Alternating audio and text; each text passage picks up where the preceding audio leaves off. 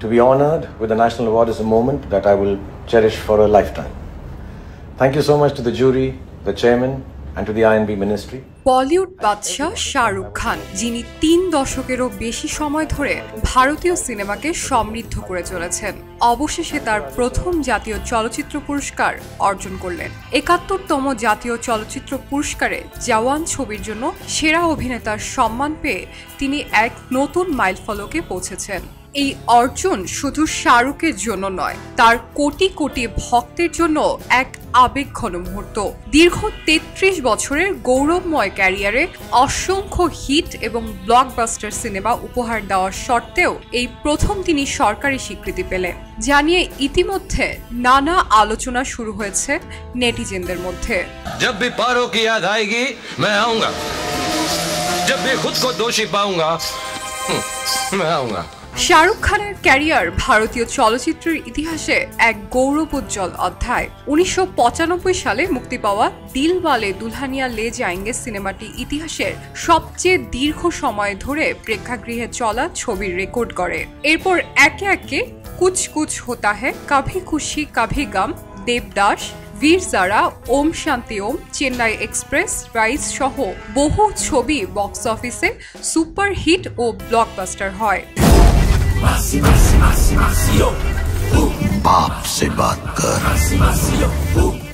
বিশেষভাবে ২০২৩ সাল শাহরুখ খানের ক্যারিয়ারের সবচেয়ে সফল বছর হিসেবে বিবেচিত।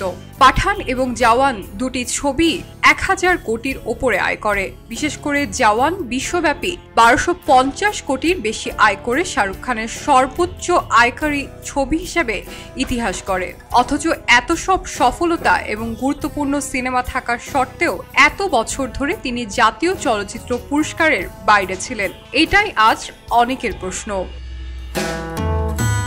সামাজিক মাধ্যম এক্সে ভক্তরা শাহরুখ খানের পুরস্কার প্রাপ্তিতে আনন্দে অভিভূত হলেও অনেকেই ক্ষোভ ও আক্ষেপ প্রকাশ করছেন। কেউ কেউ বলছেন পুরস্কার পেতে তিনি কখনোই মুখাপেক্ষী ছিলেন না, কিন্তু স্বীকৃতির এই দীর্ঘ প্রতীক্ষা তার প্রাপ্য ছিল না। কেউ আবার লিখেছেন শুধু সুপারস্টারই নন, তিনি এখন জাতীয় সম্পদ।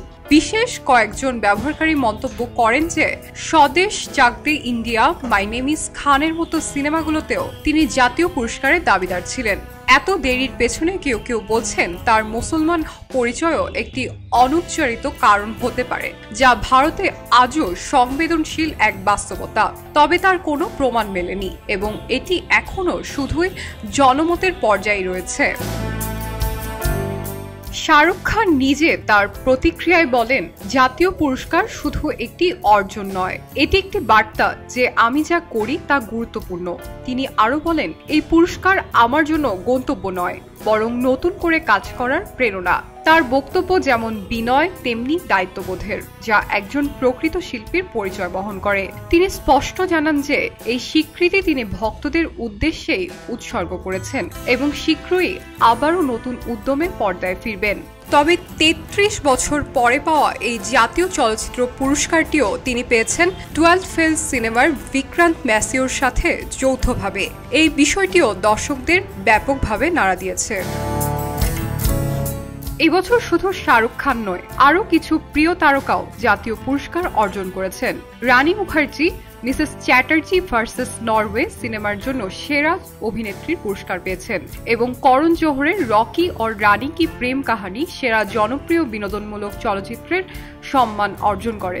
ভক্তরা একে কুছ কুছ হোতা হ্যায় ট্রিনিটির জাতীয় স্বীকৃতি হিসাবে উদযাপন করছেন। শাহরুখ খানের প্রথম জাতীয় চলচ্চিত্র পুরস্কার প্রাপ্তি শুধু একটি স্বীকৃতিই নয়, বরং একটি বার্তা যে প্রকৃত প্রতিভা কখনো হারায় না। এটা দেরিতে হলেও তার প্রাপ্যটা তিনি পেলেন। তবে এই দীর্ঘ প্রতীক্ষা একটি গুরুত্বপূর্ণ প্রশ্ন দেয়, ভারতের সবচেয়ে বড় সুপারস্টারদের একজন হওয়া সত্ত্বেও কেন তাকে এত বছর অপেক্ষা করতে হলো? এই পুরস্কার প্রাপ্তি ভক্তদের আনন্দের হলেও সেই আনন্দে আক্ষেপের রঙও রয়েছে। তবু শাহরুখ খান প্রমাণ করেছেন যাত্রা যত দীর্ঘই হোক, প্রাপ্য সম্মান একদিন ঠিকই আসে। তিনি শুধু বলিউডের বাদশা নন, তিনি এখন সরকারি স্বীকৃতিতেও দেশের গর্ব। শাইনি আলম চৌধুরী, খবরের কাগজ। খবরের কাগজ, নিখাত, নির্ভীক, নিরপেক্ষ।